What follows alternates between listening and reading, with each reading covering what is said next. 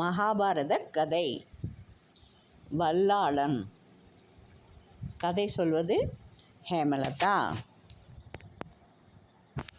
பாண்டவர்கள் வனவாசத்தை முடிச்சுட்டு ஒரு வருஷம் அஜ்ஞாதவாசம் போனோம். அதுக்கு என்ன செய்யலான்ட்டு முதல்ல எல்லாம் பிளான் பண்ணுறாங்க. அப்புறம் அவங்களோட ஆயுதங்கள்லாம் ஒரு இடத்துல மறைச்சி வைக்கணும் இல்லையா. ராட்ட தேசம்னு ஒரு ஊர் இருந்தது மத்திய தேசத்தில். அங்கே போய் அந்த ஒரு வருஷம் அங்கே எப்படியாவது நம்ம காலம் தள்ளலாம் அப்படின்ட்டு எல்லாம் புறப்படுறாங்க. அவங்களோட ஊருக்கு முன்னாடி ஒரு ஸ்மசானம், சுடுகாடு இருக்கும். அந்த இடத்துல ஒரு பெரிய மரம் இருக்கும். சாதாரணமாக யாருமே சுடுகாடு பக்கம்லாம் அதிகமாக நடமாட்டம் இருக்காது இல்லையா. ஏதாவது அவங்கவுங்க ஏதாவது எரிக்கணும் புதைக்கணுன்னா தான் வருவாங்க, மற்றபடி யாரும் வரமாட்டாங்க. அதனால் இவங்களோட ஆயுதங்கள்லாம் எடுத்து எல்லாத்தையும் மூட்டை கட்டி ஒரு பெரிய மரத்தில் ஒரு பொந்து இருக்கும். அந்த பொந்தில் அடைச்சி வச்சுருவாங்க. கீழேந்து பார்த்தா தெரியாது. அப்படியும் ஒரு சந்தேகத்துக்கு ஒரு பணம் ஒன்று இருக்கும் அங்கே. அதை எடுத்து அந்த மரத்தில் கட்டி தொங்க விட்டுருவாங்க. அப்போ அதை பார்த்தா, பணத்தை பார்த்தா எல்லாருக்கும் முதல்ல அருவருப்பு, ஒரு பயம். அதனால் யாரும் அந்த மரத்தை விட்டு ஏற மாட்டாங்கன்னு சொல்லிட்டு, அப்புறம் இவங்க என்ன நினைக்கிறாங்கன்னா, ஒரே சமயத்தில் 6 பேரும் போகக்கூடாது, தனித்தனியாக பிரிஞ்சு தான் போகணும். அப்போ தான் யாரும் கண்டுபிடிக்க முடியாது. அதே மாதிரி அங்கே இருக்கும்போதும் ஒருத்தர் அடுத்தவங்களுக்கு உதவியாக இருக்கலாம். ஆனால் யாரும் யாரோடும் பேசக்கூடாது, சந்திக்கக்கூடாது, அதை யாரும் பார்த்துடக்கூடாது. அதிலெல்லாம் ரொம்ப கவனமாக இருக்கணும். பாஞ்சாலி இருக்கிற இடத்துல எப்போதும் பீமனும் அர்ஜுனனும் அவங்கள பார்த்துட்ருக்கணும், அவங்களுக்கு எந்த பிரச்சனையும் வராமல். மீதி பேர்லாம் விலகி இருக்கலாம் அப்படின்ட்டு எல்லாம் அழகாக பிளான் பண்ணிவிட்டு ஒருத்தராக போவாங்க. முதல்ல சகாதேவன் தந்திரிபாலன்கிற பேரில் அந்த ஊரில் மாட்டு பண்ணை மாதிரி இருக்கும்ல, ஆடு மாடெல்லாம், அந்த கால்நடையை வச்சு தானே ஒரு ராஜ்யத்தையும் அவங்க எல்லாருமே எடை போடுவாங்க, பணக்காரங்களா ஏழையா என்னன்ட்டு. அதனால் இந்த ஊரில் ஒரு சுமாராக நிறைய கால்நடை நிறையா இருக்கும். அதை பார்த்துக்கலான்ட்டு அவன் அதுக்கு போயிடுவான். கொஞ்ச நாள் கழித்து நகுலன் குதிரையெல்லாம் பார்த்து, அவனுக்கு காட்டில் இருக்கும்போதே அவனுக்கு குதிரையோட பாஷையெல்லாம் ஓரளவுக்கு அவன் படித்து வச்சுருப்பான். அதாவது இவன் சொல்கிறதெல்லாம் குதிரை கேட்குற மாதிரி இருக்கும். எந்த குதிரை முரட்டு குதிரையாக இருந்தாலும் நகுலனுக்கு அடங்கிடும். அதனால் இவன் அந்த அந்த ஊர் உத்தரகுமாரன், அந்த ஊர் இளவரசன் பேர் உத்திரன். அவன்கிட்ட இவன் குதிரையை பற்றி நல்லா தெரிஞ்ச மாதிரி ஏதோ பேசி எப்படியோ அங்கே வேலை வாங்கிடுவான்.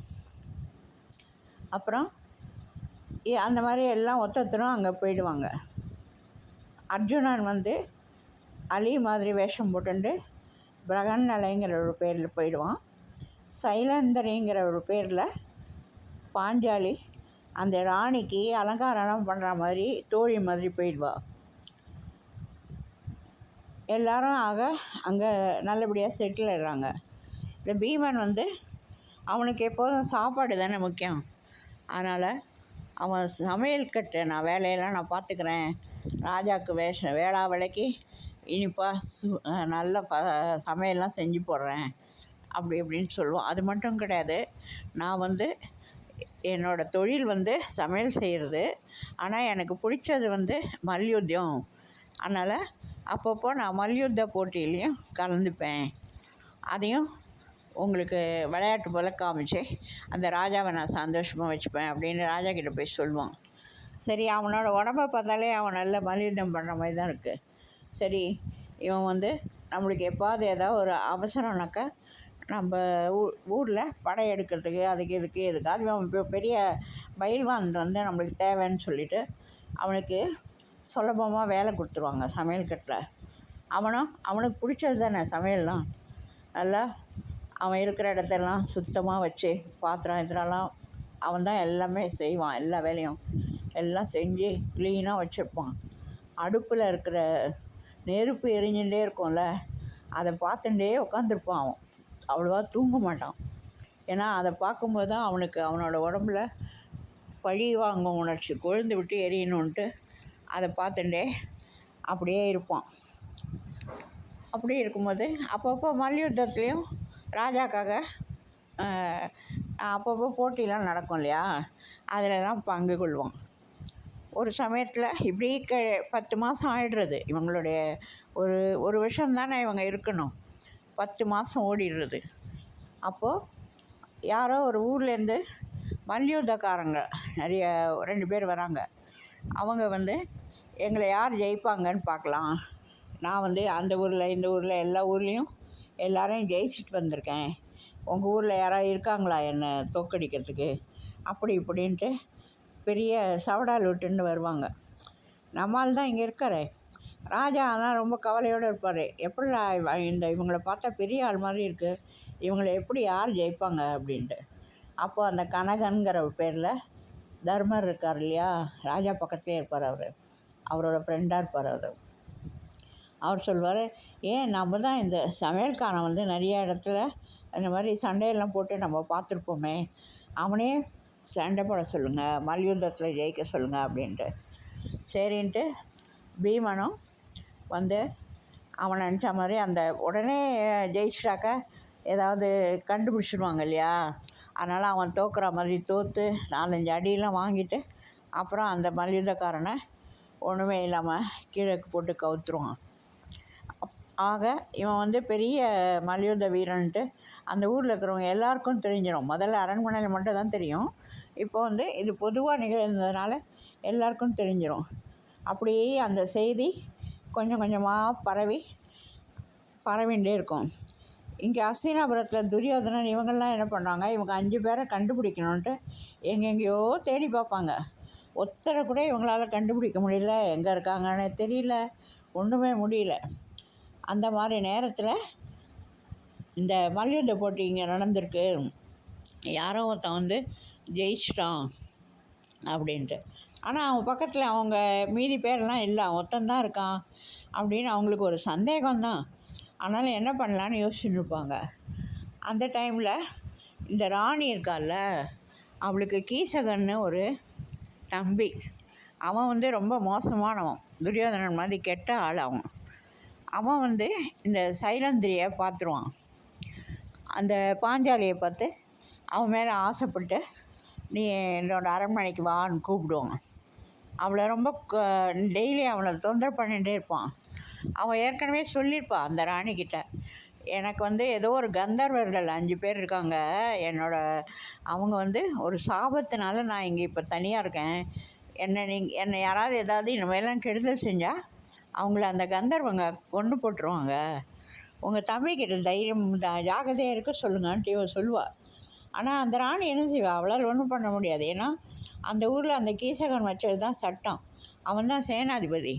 இந்த ராஜாவோட பையன் இவங்கெல்லாம் ராஜா பையனுக்கெல்லாம் அவனுக்கு கத்தி எடுத்து சண்டை போடவே இவன் சொல்லி கொடுத்துருக்க மாட்டான் மாமன்காரன். ஏன்னா நாளைக்கு அவனே இவனுக்கு விரோதியாக ராஜா மாதிரி ஆகிட்டா என்ன பண்ணுறதுன்ட்டு அவனை ஒன்றுமே இல்லாத செல்லாக்காசு மாதிரி வச்சுப்பான். அந்த கீசகன் இந்த மாதிரி பாஞ்சாலியை தொந்தரவு பண்ணுறத அவள் பீமன்கிட்ட சொல்லிடுவாள், இவனை எப்படியாவது இவங்ககிட்ட தப்பிக்கணுன்ட்டு. அவன் சும்மா இல்லாமல் ஒரு நாளைக்கு ராஜ சபையிலே இவளை தொந்தரவு பண்ணுவான். நான் கூப்பிட்டா நீ தான் ஆகணும், எப்படி நீ ஒரு தாசியாக இருந்துட்டு எப்படி நான் சொல்கிறத கேட்காம இருக்க, அப்படி இப்படின்ட்டு அந்த அரசவையிலேயே அவளோட கூந்தலை பிடிச்சி இழுப்பான். அப்போவே பீமனுக்கெல்லாம் பயங்கர கடுப்பாயிடுவான். அப்புறம் அவன் நைஸாக பாஞ்சாலிக்கிட்ட இன்றைக்கி ராத்திரி நடனம் ஆடுற மண்டபம் இருக்குல்ல, நடன மண்டபம், நாட்டிய மண்டபம், அங்கே அவனை வர சொல்லு, அப்புறம் நான் அவனை பார்த்துக்கிறேன் அப்படின்ட்டு. அவளும் அதனால் நைஸாக அவங்ககிட்ட பேசுகிற மாதிரி பேசி கீசகன்கிட்ட, எனக்கு எங்கள் அரண்மனையிலலாம் யாராவது பார்த்துருவாங்க, பயமாக இருக்குது, நீங்கள் அந்த நாட்டியம் ஆடுற மண்டபத்துக்கு ராத்திரி வந்துடுங்க அப்படின்னு அவள் சொல்வாள். உடனே அவனும் சந்தோஷமாக கீசகனும் அவங்களாம் குடிபோதை தானே, இப்போ பாரு நல்லா நிறைய மது அருந்திட்டு அங்கே போவான். போனால் அங்கே யார் உட்காந்துருப்பா, பீமன் உட்காந்துருப்பான். அவன் சத்தம் இல்லாமல் அவனை போட்டு நசுக்கி அப்படியே பிண்டம் பிண்டமாக பண்ணிவிடுவான். எலும்பெல்லாம் துருத்தின்னு இருக்கிற மாதிரி ஒரு மாமிச பிண்டமாக அவனை போட்டு கலக்கிட்டு அப்படியே வெளியில் வந்து நல்ல ஒரு அங்கே இதெல்லாம் இருக்கும்ல, குளம்லாம், அந்த குளத்துல அழகாக குளிச்சுட்டு அவன் பாட்டுக்கு போய் சமையல் ரூமில் நிம்மதியாக தூங்கிடுவான். எல்லாருக்கும் தெரிஞ்சிடும். அடுத்த நாள் காத்தால் எல்லோரும் பார்ப்பாங்க, அங்கே கீசகண்ணோட பணம் தான் கிடக்கும்.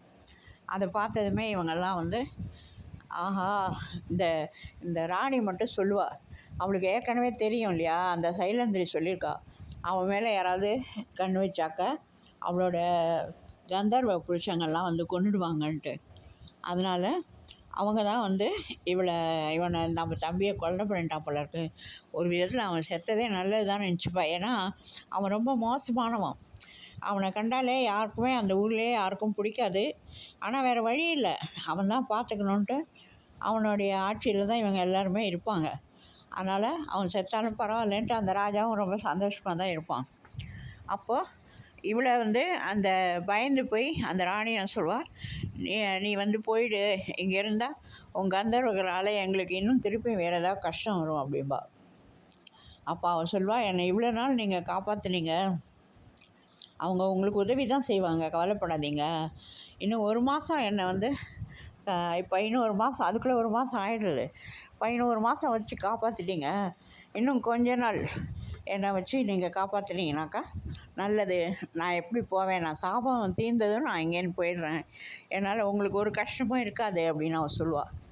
சரின்ட்டு அந்த ராணியும் நீ இங்கே இருமா அப்படின்னு சொல்லி அவன், அந்த ராணிலாம் நல்லவ தான், அவன் இவளை அங்கேயே வச்சுப்பா, சைலந்திரியை. ஆனால் என்னன்னாக்கா இந்த விஷயம் ஏற்கனவே இந்த மல்யுத்த போட்டவங்கள யாரோ ஜெயிச்சிட்டாங்க அந்த ஊரில், அப்புறம் கீசகனை வரை யாரோ கொண்டுட்டாங்க அப்படின்னதும் துரியோதனன் ஊரில் எல்லோரும் அவங்கெல்லாம் திட்டமாக இது பீமன் தான் இருக்கணும், பீமனை தவிர்த்து யாராலையும் கீசகனை கொல்ல முடியாது அப்படின்ட்டு அவங்க என்ன பண்ணுறாங்க, அந்த ஊருக்கு எப்படியாவது படையெடுத்து வரணுன்ட்டு எல்லோரும் பிளான் பண்ணுறாங்க. அப்போது அவங்களுக்கு ஃப்ரெண்டு சுசர்மன் ஒருத்தன் அவங்க பக்கத்து ஊரில் இருப்பான். அவன் வந்து கீசகன் இருக்கிற வரைக்கும் அந்த ஊரில் படையெடுக்க முடியாது இல்லையா, கீசகன் செத்து போயிட்டான்னு தெரிஞ்சதும் அவன் தைரியமாக விராட நாட்டு மேலே அவன் படையெடுத்துருவான்.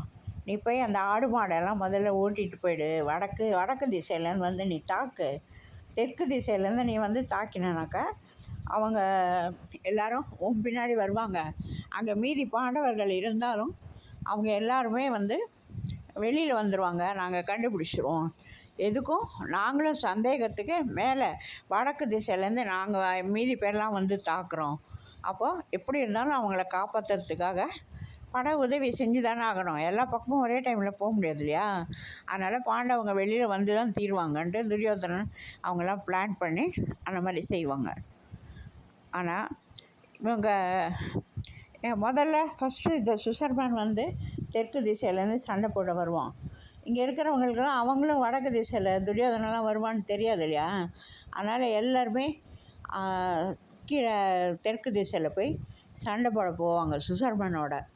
அப்போது வந்து என்ன சொல்லுவாங்க, இந்த பீமனை மட்டும் அந்த அவங்க அண்ணா இருக்கார்ல தர்மர், அவர் வந்து நீ எப்படியாவது அவரை காப்பாற்று, ரொம்ப ஆனால் நீ பீமன்னு காமிச்சிக்காத, நீ வந்து உன்னுடைய சாதாரணமாக எல்லோரும் சண்டை போடுற மாதிரி சண்டை போட்டு காப்பாற்று அப்படிம்பான். அந்த சுசர்மன் வந்து அந்த ராஜாவை கைதியாக்கி பிடிச்சின்னு போயிடுவான். அதனால் பீமன் போய் அவங்கக்கிட்ட சண்டை போட்டு அந்த ராஜாவை மீட்டு கொண்டு வந்துடுவான், வல்லாளனுங்கிற பேரில்.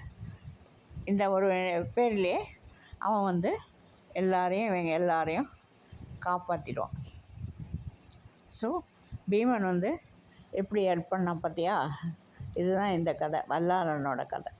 இது இன்னும் முடியல, இதோட அடுத்த பாகம் மீதி பேர்லாம் என்ன செஞ்சாங்கங்கிறது நாளைக்கு வேறொரு கதையில் சொல்கிறேன், சரியா. இது பீமனோட பாட்டு மட்டும் இது.